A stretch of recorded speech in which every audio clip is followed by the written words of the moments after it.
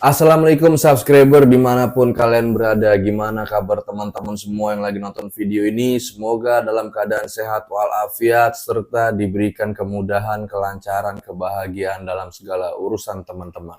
Sebelum lanjut nonton video ini, bagi kalian yang ingin like, silahkan like. Bagi kalian yang ingin share, silahkan share. Bagi kalian yang ingin subscribe agar channel ini bisa terus berkembang dan menampilkan video-video kesukaan Anda, silahkan subscribe di bawah ini.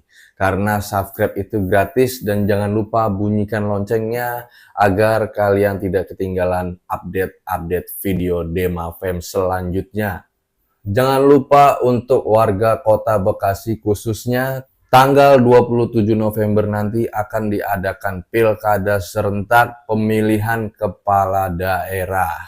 Untuk pemilihan calon wali kota dan wakil wali kota Bekasi, jangan lupa untuk kalian semua warga Kota Bekasi khususnya, jangan lupa sekali lagi pilih angka nomor urut 3. Pasangan Ridho, Tri Adianto, dan Abdul Haris Bobiho telah menjadi paslon dengan kesukaan tingkat tertinggi di Kota Bekasi. Calon wali kota dan wakil wali kota Bekasi, Bapak Tri Adianto dan Bapak Abdul Haris Bobiho, dengan tingkat kesukaan tertinggi teman-teman. Jadi nggak usah diragukan lagi.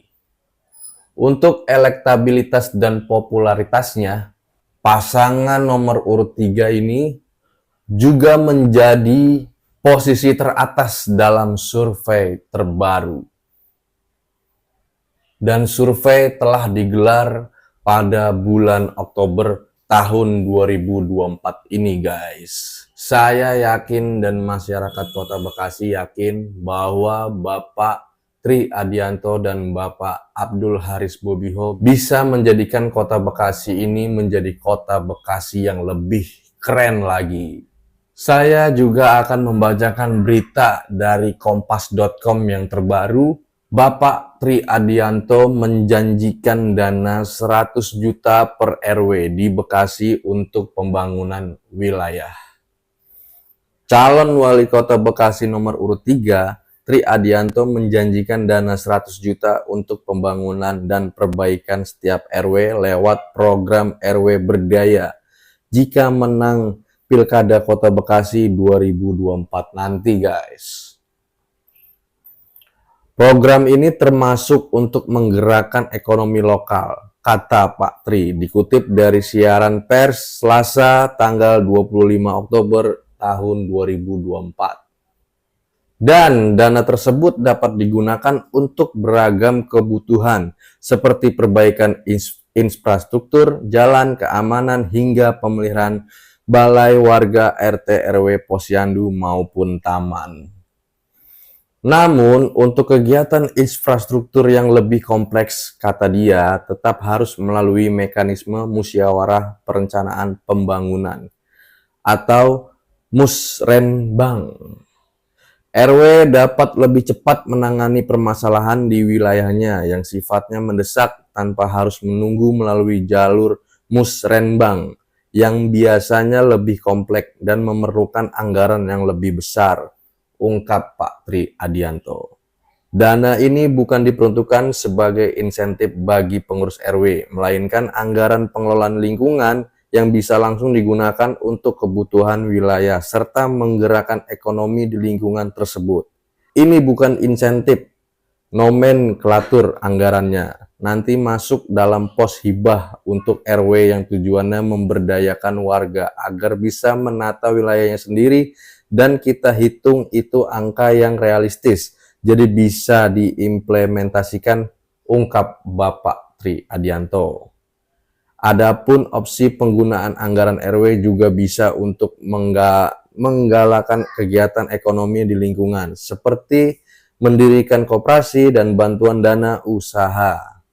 Seperti koperasi maupun program padat karya, warga diberdayakan, ekonomi bergerak, dan lapangan kerja tercipta bagi warga setempat yang terlibat dalam kegiatan tersebut, ucap dia. Untuk memastikan dana bantuan operasional ini digunakan dengan baik dan transparan, setiap RW diwajibkan melaporkan penggunaan dana kepada lurah setempat. Selain itu, laporan keuangan akan disampaikan kepada warga melalui musyawarah RT dan RW, sehingga masyarakat dapat ikut mengawasi dan mengetahui secara langsung bagaimana dana tersebut dikelola. Betul, Pak. Betul banget. Transparansi dan partisipasi masyarakat adalah kunci dalam program ini. Kami ingin memastikan bahwa setiap dana yang dialokasikan benar-benar dirasakan manfaatnya oleh warga Bekasi. Limbuh dia.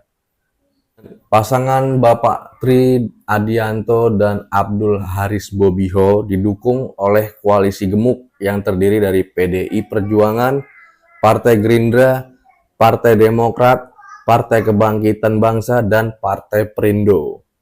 Kemudian ada Partai Gelombang Rakyat Indonesia, Partai Buruh, Partai Bulan Bintang, Partai Kebangkitan Nusantara, dan Partai Umat. Jadi kesimpulan dari konten video ini, untuk masyarakat warga Kota Bekasi khususnya, sekali lagi, jangan ragu, jangan bimbang. Nanti tanggal 27 November tahun 2024 ini, kalian semua datang ke TPS-nya masing-masing.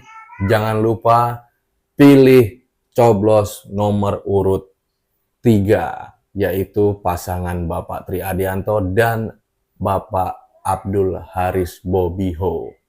Jika kalian suka dengan video ini, silakan kalian kasih like, komen di bawah, dan share. Tentunya jangan lupa subscribe, karena subscribe itu sekali lagi gratis, teman-teman.